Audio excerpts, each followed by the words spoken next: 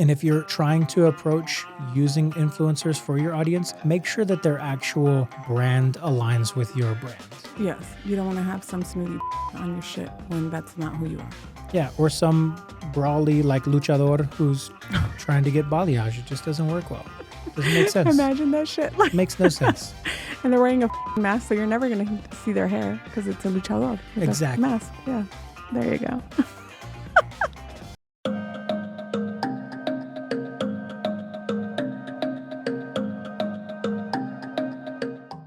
Welcome back to Beauty Bound, your go-to podcast for beauty industry professionals to learn about all things beauty. There you go. Beauty. Gonna roll with it. Yeah. Yeah. The business, the ups and downs of the trade, the blowing your money when you shouldn't. I'm just kidding. I'm just going blabbing now. Now we're talking about bookkeeping. Yes. Yes. I'm Matt with Peachtree Rose Marketing, your fill-in podcast host for Jackie Rodman, who's not here on this episode. This is actually episode 2 of a marketing portion to the Beauty Bound podcast episodes. We're going to talk about advanced marketing and growth, scaling your business. Again, I'm Matt Nelson with Peachtree Rose Marketing, and we've got our lead host, Crystal Rubio. You can find me on Beauty Pro Bookkeeping and Artsy Crystal. I am your bookkeeper for the beauty professionals and small businesses. But today, obviously, again, we have Matt, and we had talked a little bit about marketing last week and the things, that you should have in place as far as like your branding and having a website and doing all that cool shit that sometimes I don't know about, especially SEO. But this week, we want to talk about the different parts of, I guess, Instagram and Facebook ads, along with everything else that kind of comes along with how to market your business the right way. Some of us fail to do that, but Matt has, some word on what works for us as far as like the ads. I think you're very literate now when it comes to the beauty industry. illiterate. No, literate. Oh, literate. thank you. Literate, not illiterate. You probably were when Yes, when very we much first started so. this Yeah. podcast. But I think like now you actually have clients in this industry, and Thanks to you, yeah, like- in large part, for sure. yeah, thank you. But it's And the Beauty Bound podcast. the Beauty Bound podcast. Yes. Yeah, but I think the ads on Facebook, and I was telling you this earlier, ads on Facebook and Instagram, especially Instagram, I think not Facebook so much, but the ones on Instagram, they always freaking get me because I see ads and I buy into it. You know what's hilarious? I was just giving my wife, Wynn, some shit because I was like, why are you still on that reel? Because it was very much one of those, like the call to action is Yes. highlighted at the bottom. I don't know if it's, maybe it's a guy thing. Okay. Because I'm on Instagram, right? But every time I see that, I'm like, done, swipe, next. I don't know why. You don't, because you're in marketing. Maybe that's it. My bias is marketing. I know I'm not trying to get got. Yes. Right? But at the end of the day, I mean, He does get got on Amazon, guys. I do get got. Jeff Bezos got me again with the cool lighting. Yes. Yes. That is actually pretty cool. Thank you. Yeah. It's an add-on. It's a value Yeah. add. But long story short, I think it boils down to targeting as well. Yes, Women. I'm biased as a marketer, but I think Instagram or short form video works well for beauty professionals Yes. and women in And women, particular yeah. in terms of target clients. And the reason we saved paid ads for this part 2 in terms of marketing is because if you don't do some of the basics like we were talking about, probably don't even waste money on paid ads. Yeah. Because you have to understand your target audience and you have to understand what kind of messages resonate with that target audience before you start investing money in paid ads. Okay.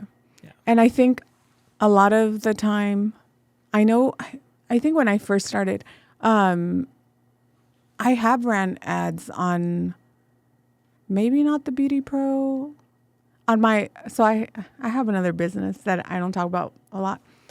A 15th business, huh? Let's hear it.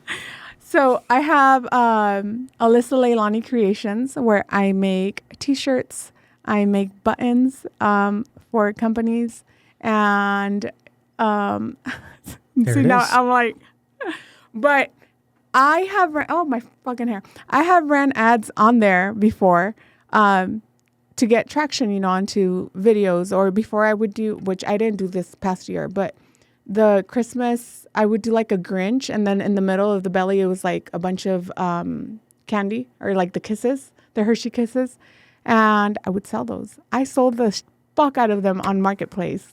Dang. Yeah, and I shipped them out everywhere. It was crazy. So that's why I never did it again, because it was fucking hard to make. It's like that episode of, have you ever seen The Big Bang Theory? Yes, I love it. Penny Blossoms. It's like Yes. that episode. Just got an order for 1,000 penny blossoms. Man. Wait, what are penny blossoms? It's the one that Penny in the show. Oh, yes, yes. Oh, the and blossom. she had everybody in like an assembly line making these little like, I don't know, widget pen Really? things. Oh, shit. And they got okay. this big old order that they couldn't fulfill. And Yeah. Sheldon, one of the characters, he was like, oh, if we did this, you'd be making 3 cents an hour, something ridiculous. And she was like, sad. that's it? Yeah. So she's like, oh, fuck you, Sheldon. Yeah. Basically. Yeah. But yeah, like, so I do that. I haven't in a while though, because I've been busy with everything else.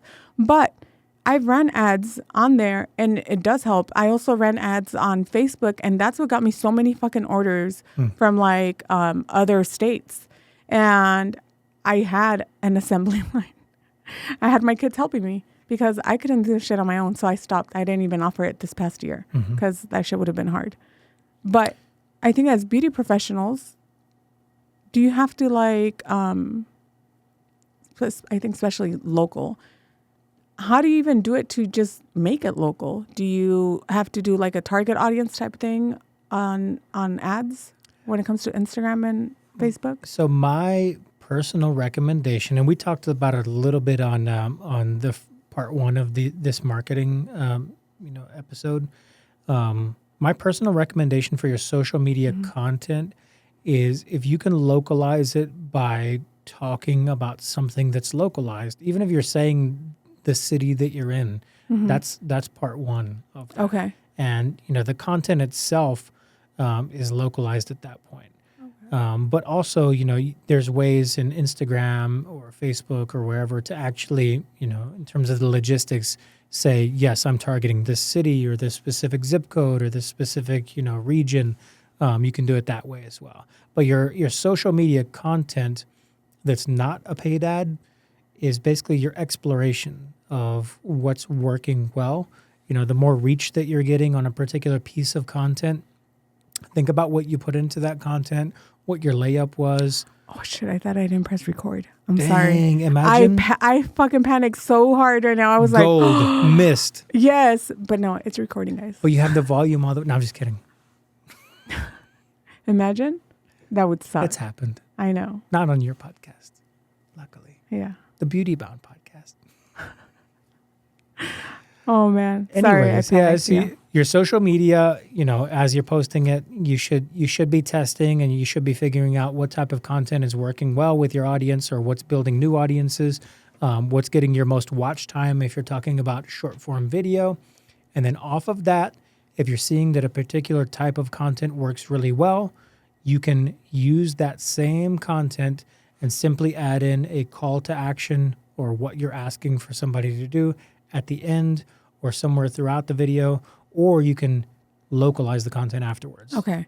So for those of you that don't know what call to action is when you put the little button where it says either DM, right, or send a message or call or book an appointment, correct? Yeah, basically call to action is marketing lingo for asking somebody to do something, telling somebody, walking them, hand in hand to the checkout button of saying, hey, this is what I want you to do, whether or not it's follow my profile, click on this promotion, give me a call, book now. So is the, where you, I forgot what it's called, where it says, if you want this content or if you, whatever the fuck, type or comment,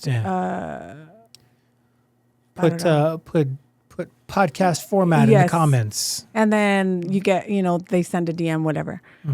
What is that thing called? The actual software for that? You know which one I'm talking about, right? Oh, you're talking say there's a few different ones out there, but it's where you can basically have it automate that starts for with you. an M, and I cannot remember the name of it. We'll put it in the comments. Yeah, which I'm actually paying for that shit, and I don't use it. I'm horrible when it comes to my own shit. Hey, that's what they call Solomon's paradox, or when you're great at giving amazing advice that works well, you just can't follow it yourself. Nope. And I actually need to go ManyChat. There you go. That's one of them. ManyChat. Yes. Yeah. Is that that's also considered a call to action? So Not really, right? That's more of an automation tool. Okay. But your call to action in that layup is saying, "Hey, do this." Okay. If you want this. Oh. You're calling them to take action. Okay. Their action being commenting. Yeah. Balayage. Cool. I don't know why I'm using balayage. Part 1 of this episode and part 2. It's because you called me out and you're like, oh, you know how to say balayage now. Balayage. Yeah. Anyways. But, we got to teach them other words too. Other words. I'm just kidding. Like, lash tech. Lash tech. Beauty. We've never fucking had a lash tech on here. Hey, a nail person and a lash tech. If y'all are listening and you're in the San Antonio, Texas area and you're in the beauty industry, if you know a lash tech or a nail tech, we're looking for a guest on the Beauty Bound podcast. I know all kinds of shit about nails, but nobody else to discuss it with. There you go. So get in on here. But, we have had a lash tech. Chella. Chelsea. It's Chelsea. Chelsea. Yeah, my Mexican came out. Sorry, guys. Anyway, going back. But yeah, she also does lashes. But we talked more about the waxing. Yes. Yeah, of the Brazilians and the Manzilians. So anyways, huevos. The huevos. Hair. So... I try to be mature about this shit and I can't. It's funny and I laugh and I could never do any of it. But that's what resonates. Yes. Yeah. But anyway, moving on, guys. What? Oh, see? This is me trying to fucking read outlines because then I lose my train of thought and then I look. But, what? Go. Yeah, so... yes. So paid ads, again, only approach paid ads when you are dialed into your target audience and what's resonating with them or what people like to view in terms of your content. And then you don't have to go blow $500 a week on your first, paid ads campaign. You can do brand awareness ads too on stuff like Facebook and Instagram, where you're just spending like $5 a day. Like you don't have to spend a lot. I was going to say, I thought like $30 a day or a week was a lot. Wow. Yeah. So I can remember when I first started out using like Google ads for service-based businesses and stuff like that. And I mean, that gets expensive. And I feel like that's a lot more, right? It can be. Yeah. And it with Google ads specifically, it all depends on what keywords you're targeting and how expensive those keywords are in terms of the competition, how many other people, because you think about bidding is kind of the way that you're doing it. Like, I'm going to use balayage again. Balayage near me, San Antonio. Yes. Right? If Do that's people even get balayages anymore? I don't know. I don't know that much about it. He hasn't done enough research. Yeah. Yeah. Whatever your keyword is, if there's a lot of people who are bidding on that same keyword and they're willing to spend a certain amount of money on that, the more expensive it becomes. Supply and demand. Fuck. Yeah. Yeah. See, that's the one thing. Google ads will never get me. Because the only way that I will click on a Google ad is so that because it's your competitor? Dang, that's fucked up. So, I'm like, oh, wait, let me click on that. So I will admit, for Salons by JC, I click on their fucking ads all the time. But that's so that they could get charged. For those of y'all who are wasting your money on the dark side of trying to cost your competitors more money, just know your IP address is flagged in Google. Not flagged, but it's marked in Google. So what if you have a VPN? If you click on it multiple times, it's not going to cost them any more. But what if you have a VPN? Are you hopping VPNs every time you're clicking? Dang, that's a lot of hate, folks. No, I've only done it like 3 times. So anyways, which brings us to retargeting, right? So you can more advanced, and you shouldn't spend too much time doing this on your own, because you can really you'll have to watch a lot of content to understand how to approach retargeting, unless there's an automation tool or you're working with a firm. This is why you hire someone. This is why you hire Peachtree Rose Marketing. We might even refer you out, depending on what you're looking at. Oh, see? But I don't know. You can retarget your website visitors or people who have been to your website, where you're basically serving up an ad to that individual based on their, what they've been doing online. Is that why you get the... Yes. Oh, we saw that you were looking at this. Mm-hmm. Motherfuckers. And usually it's not. Usually it's even more hidden than that. Yes. It just pops up and it feels so natural, because it takes up to 7 touch points before you're willing to do business with a brand. So retargeting can be key. And if someone's already been to your website, you've already been a consideration in their mind, right? So What? yeah. You know what's been popping up on my shit? Peachtree Rose Marketing. Oh my gosh. No, some travel agency thing. Do you want to work, or do you have a full-time job and you think you cannot be a travel agent because you have a full-time job? You could still do this on the side. Dang. That's very specific. Yes. It's like I've seen this fucking ad in different ways. Just yesterday, 7 times. Man, you must have clicked on the wrong thing. I probably did. I think I was looking for travel fairs. Or your Alexa was listening in. Fuck you, Alexa. You too, Siri. Yeah. You too, Siri. Yes.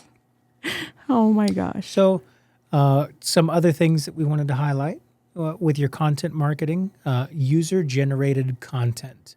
So everything from influencers to your clients. We talked a little bit about promotions last Sorry, I was reading episode. Uggs. Uggs? It's not Uggs. It's user-generated content. Yes. UGC in our outline does not refer to The boots. Uggs. Uggs. Uggs. User-generated content. So everything from, promotions with your clients to where maybe there's a discount if they tag you or collab with you on your content. Or maybe you've got, a brand campaign with a local influencer or a micro influencer, somebody who has a social media following. Maybe. So what is considered a micro influencer? Like how many followers is considered a micro Honestly, influencer? I don't really track that anymore, because the definition changes over time, and it also depends on the platform. Okay. But I think in general, under 10,000, you might consider a micro influencer on something like Instagram. Yeah. In between, I don't know. Yeah, guys, I'm not an influencer. And then influencers now also, like some of them don't like the terminology influencer. They like to be called content creators. So I mean, you can go back and forth, but basically anybody who has a following or a larger number of following, more than your average user who's not creating a lot of content, you can consider them a micro influencer or an influencer, and you can leverage that existing audience. And if you're trying to approach using influencers for your audience, make sure that their actual brand aligns with your brand. Yes. You don't want to have some snooty bitch on your shit when that's not who you are. Yeah, or some brawly luchador who's trying to get balayage. It just doesn't work well. Doesn't make sense. Imagine that shit. Makes no sense. And they're wearing a fucking mask, so you're never going to see their hair because it's a luchador with a mask. Yeah. There you go. So yes, you can leverage user-generated content in your marketing strategy, and you can get pretty creative with it using promotions and micro-influencers and stuff like that. What else do we want to talk about? Encourage your clients to create posts, to share your shit. Mm-hmm. I think we're all either not embarrassed, maybe we're too proud or to ask for that, to even just say, hey, do you think you could do this for me? Do you think you could share my post or the experience that you've had? It's hard to even ask for a review, Yeah. Just kidding. But it's true. No, it is. People don't, and because they don't, they don't get it. Yeah, and the worst thing that could happen is you get a no. Mm-hmm. Or they'll tell you, yeah, I'll do it. And then it just doesn't happen for 3 to 5 months, year, 2 years, Something like 3 years. after tax season. I'm just kidding. I know another thing, I feel like one of the things that happens too is a lot of people just give the Google reviews, right? But when you give a review, you're allowed to post a picture. And video. Yeah. All kinds of some stuff. people don't. Yeah. But the sad part is we're sometimes more willing to do a negative review than we are to do a positive review. You know what I catch myself doing? Mm-hmm. One of the two. Right? 1 or 5 stars. I don't give out 2, 3, 4 stars. The point? Exactly. Yeah. And I might have given out a 4-star because I was like, you know what? Everything is perfect except this one person. Yes. Whatever the case is. And I'll usually I've done that highlight before. that too. Me too. I've done that before where I was like, the food was great. Everything was great. The person who served my drink was great, but the fucking person who took my order was a bitch. I mean, I don't say that, but it was very rude. And the customer service was not there. There you go. Yeah, so I've done that. Yes. See, in those aspects, I am very professional and polite, even if I'm giving you a bad review. And Google has a gamified way of incentivizing their avid users or people who give a lot of reviews. You can become a local guide and they have all these little things, right? I'm one. Boom, we're both local guides. Yes. So we don't get anything out of it other than getting points every time we post some shit. Yeah. Or I get like a message saying, oh, your picture has over 1 million views. And I go and look and I'm like, oh shit, I forgot I posted that review. So they haven't posted any scientific evidence or anything in terms of forward-facing policy, but I am willing to bet the more local guides that you have, or the more people who post a lot of stuff in terms of reviews who are giving you a positive review on your stuff, I would venture to bet those reviews are weighed more heavily than people who just started their Google account. Yeah, because that's the one that I have that with is my oldest account. Mm-hmm. And it shows, let's see. Oh, no, I don't want to see my profile. Oh, yeah. Oh, I only have 86 contributions. I thought it was more. I feel like that's enough to be a local guide, though. And they have different tiers and levels of local guides and stuff like that, too. Oh, what? Peachtree Rose Marketing as well? What about Look at you guys are on here. Oh, you're talking about reviews you've given? Yes. Man, a lot of passive comments about reviews she has not received. Are y'all picking this up? Hopefully you tuned into the first part of this episode and you will see that she is overdue for a review for her bookkeeping services. Yes. And I have and it's what's really, to me, I find it really cool that I was lying about the 1 million, by the way. But for Sola Salons, one of the pictures I posted, it has over 9,000 views. For Peachtree Rose Marketing, one of the pictures I posted of our first episode of the podcast has 307 views. Look at that. Boom. With a 5-star review. I'm just kidding. With a 5-star review for Peachtree Rose Marketing. Oh my gosh. And a 5-star review coming for Beauty Pro Bookkeeping. No, because see, now I feel like I'm forcing you to do it.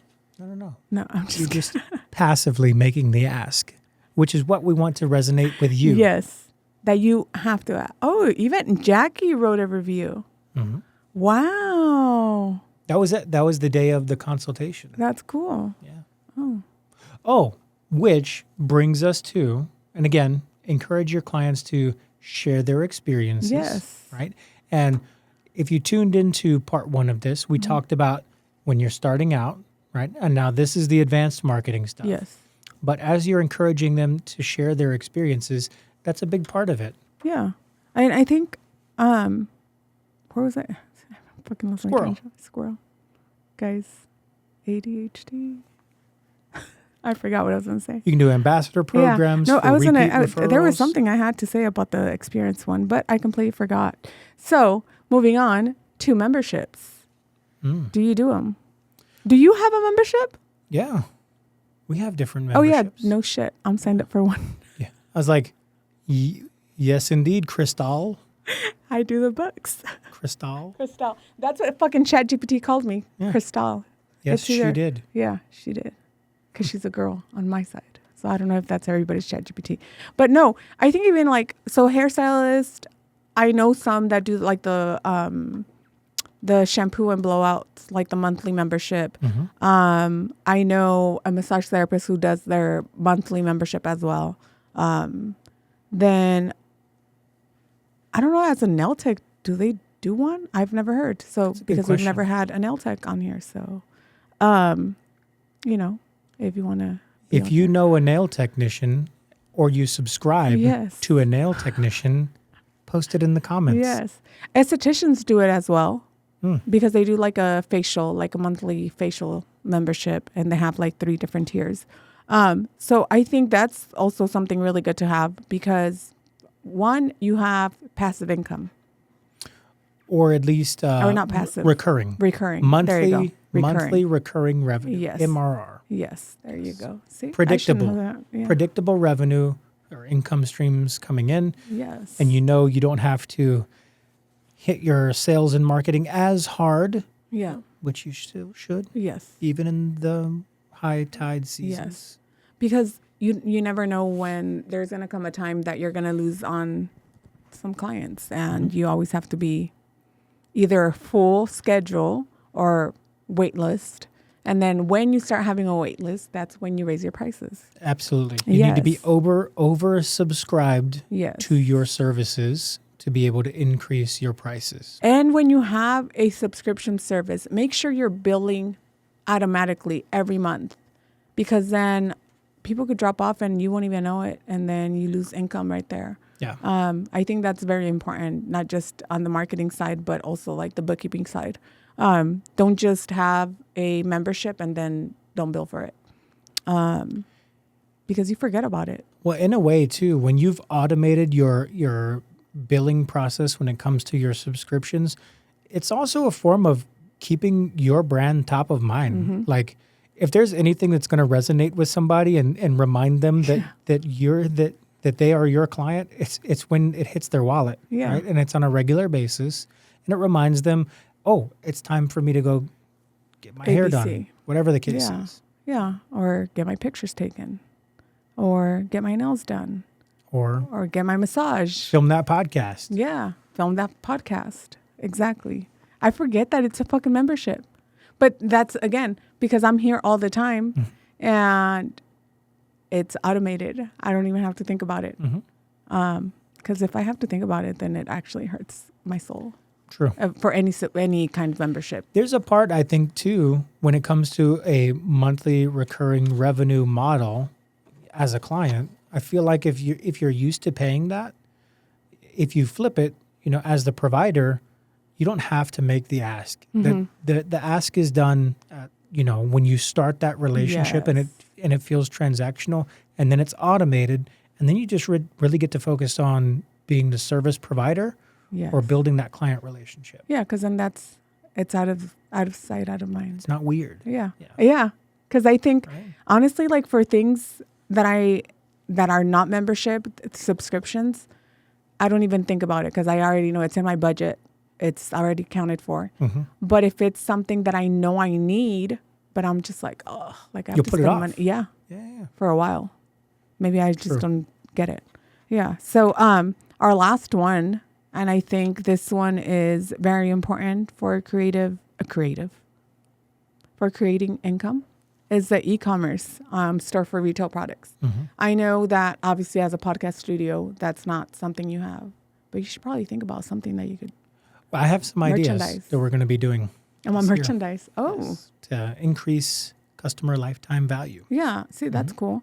I know as hairstylist, and now I'm curious, but I think retail product is really good. I know Jackie is very big on this. She has an e-commerce, and she ships out nationwide. And the one thing I think that helps her a lot is her reels, because she's constantly talking about every product that she has, how much she loves the products she has. And she's able to sell a lot of retail because of that. And not only because she's just trying to sell, she actually believes in her product. Yeah. And it is amazing product. So if you could create an e-commerce site for either, let's say you have nail polishes, or there's a specific brand of nail polishes, or hair care. There's a lot of brands, especially like R and Company, I think it is. You could sign up to be able to sell their product on your website. I know I'm signed up for it. I never advertise for it, but it's her product. It's shampoos and it's everything that you need. I remember signing up for it during COVID because I needed a stream of income. And it was that and Olaplex that I signed up for. And it was a drop ship thing. So people could order and I was still making a percentage of it. And you didn't have to go ship. No. Yeah. So that was really cool. So I think if you have that, that's also income that's always coming in. And you're not even having to do anything except advertise it on your website. Yep. But yeah, I don't know. I think those are like pretty much all the good things when it comes to our marketing, because I'm looking also at the time and I know Matt has to go. Dang, called out. You Usually it's Jackie who has to leave because she's got to get to either an appointment or to Tyler. Oh, Tyler. You've always got a reference. Yes. You won't hear this because you don't listen. But if you did, you would know. You'd know. But I talk a lot of shit. Tyler. Yeah, Tyler. What the fuck? But so if you hadn't already, audit your current marketing strategy. Yes. Think about it. Get some tips from content like this on Beauty Bound. You have a few episodes that talk about marketing and different facets of that. And schedule an appointment, honestly, with for a consultation with I can't fucking speak today, man. With Matt, with my Mexican is coming out with Matt and his team, so that they could kind of help you guide you on where you should put your money. And we're at peachtreerosemarketing.com. You can hit me up on Instagram at official Matt Nelson or at Peachtree Rose Marketing. Yes. Create a podcast. That's a good form of marketing. Why didn't we talk about that?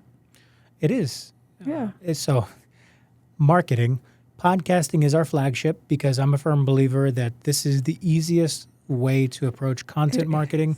And the beauty of it is you can use it for short form video on stuff like Instagram, YouTube Shorts, or TikTok. You can repurpose that content for that. You can use it for search engine optimization on your website. But really the long form podcast content, the full episode, is your way of building a parasocial relationship with an audience where they feel like they know you. It builds that know, like, and trust factor. Professor Robin Dunbar, I'm nerding out on marketing right now. Professor Robin Dunbar was a behavioral scientist who found that there's a certain amount of relationships that you can maintain in your mind as a human with people. And, the more deep those relationships, the more you're willing to trust that person, the more you're able to transact with that person. And it takes a certain amount of time to build up that know, like, and trust factor. So that's why we focus on things like video podcasting as a form of marketing. And I honestly think it helps a lot because I know, like, for me at least, it's helped me a lot in being able to get the clients that I want because, I mean, they hear who I am. They hear who you are. They know who you are genuinely because you can't fake it for a long period of time. No. You might be able to do it on a 60-second, reel on Instagram. You might be able to put on a face. But when you're having a conversation back and forth for, 20, 30, 40 minutes to an hour, that's a lot of faking, which is why, like, it goes on to win elections. And this isn't a political thing, but podcasting was probably the thing, arguably, that won the most recent election. There was a lot of podcasting content surrounding the election. Yeah, and that's one thing. When it comes to, like, creating reels, I freeze. I cannot do them. Like, I feel, because my customer service voice comes in. Your talking head video thing? Yeah. Yes, because then it's customer service voice. But when it's like when we do the reels or, that you give us the shorts and stuff, those, I think they're the funniest shit. And especially because we're so immature and we don't know how to just, like, talk about serious stuff serious. So I think those are really good. And people know who we are. We're not trying to be fake. And it makes it relatable. Yeah. And when it's paired with the long form content that's really value add for your listener, I mean, that's where you get the best of both worlds. Yeah. And if you see Matt's content too, it's relatable too, especially like some of the things that he posts as like when it comes to fatherhood or even, being a husband. It's funny, I know for when I had seen a video, and this was like something that you guys posted a long time ago. Yeah. But where she got you with the water, or was it? Yeah, she got you. Yeah, and I was like, damn, that's good, because she created this video and it's cool. So when you see videos like that, that's really who they are. Like including his wife, like she's really cool when it comes to, to all the little things. And I love talking to her. She's awesome. A keeper. Yeah, she's a keeper. She's awesome. Yeah, she's also my provider. She keeps me healthy. She is that. Yes. My wife is a family nurse practitioner. Yes. I tried to convince her to go in business for herself as an injector. One day. But she tells me no. Entrepreneurship. Yes. Maybe not injecting. Imagine. Oh, man. Just business ownership. Yep. One day. I don't know why I'm whispering. So she doesn't hear you. When this is for you. This is for you. Do it. But thank you. Oh, yes. Go ahead. Sorry. No. That's that about wraps it up. Thanks for roping in the podcasting. You're absolutely right. It's my favorite form of marketing, obviously. But yeah, this is more of the advanced stuff. If you didn't tune into part 1 of this episode, definitely tune in. Go back. And if you're not already subscribed to the Beauty Bound podcast, hit that subscribe button. Oh, wait. Is it on this side? I don't know. It's down below. Down below. Yeah. Comment. Or whatever it is that you do. Share. Like, share, subscribe. Thank you so much. Bye. Deuces.